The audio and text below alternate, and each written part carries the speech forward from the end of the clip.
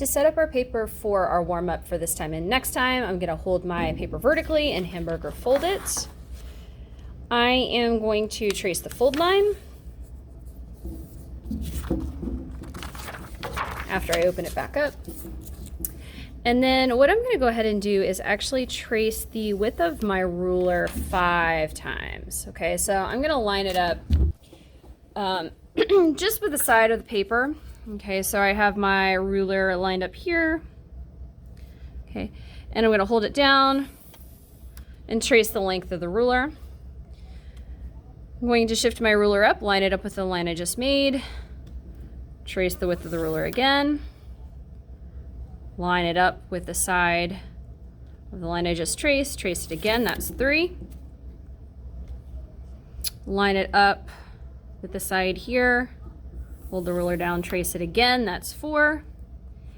And then I'm gonna go ahead and do the last one. Okay, so this last one gives me my 5 different spaces in which to do shading. Okay, now I'm gonna see if I can zoom you all in for just a moment. And what I'm going to do is I'm gonna label both the top and the bottom of these sections with the same letters and numbers. Okay, so you are going to make them match whatever tools you have in front of you. Okay, mine just happens to be 2H is my first one.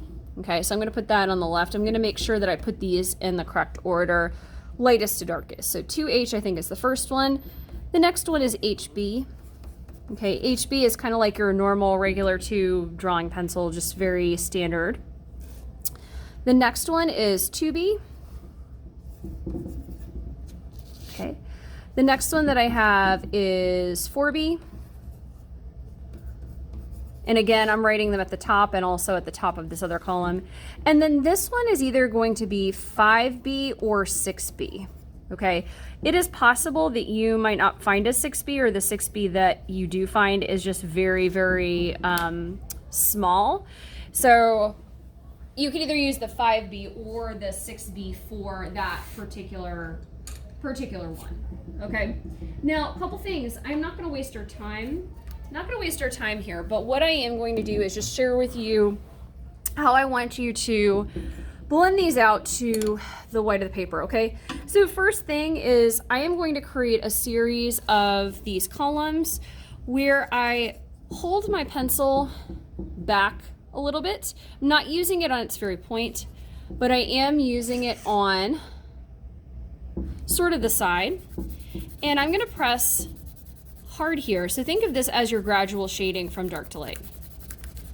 Okay, overlapping your strokes. I'm going to let up my pressure as I go down this column, and I'm going to go over this column a couple times. All right, so I'm gradually letting up my pressure. And at the bottom of this column is going to be super duper light. Okay, now I think I can do better shading than that, so I am actually going to go over it one more time. So hard pressure, overlapping strokes, letting up to medium. Again, I'm using this pencil on the side, letting up to lighter, lightest off. Okay, what we don't want our shading to look like is kind of scratchy, scribbly like that. Okay, so you're going to do this for each of these pencils until you arrive at your last one over here. Okay, so I actually have a 6B here at the end. Okay, so I have something that looks like this, and I'm going to do this one for you just so that you can kind of get a glimpse of the difference.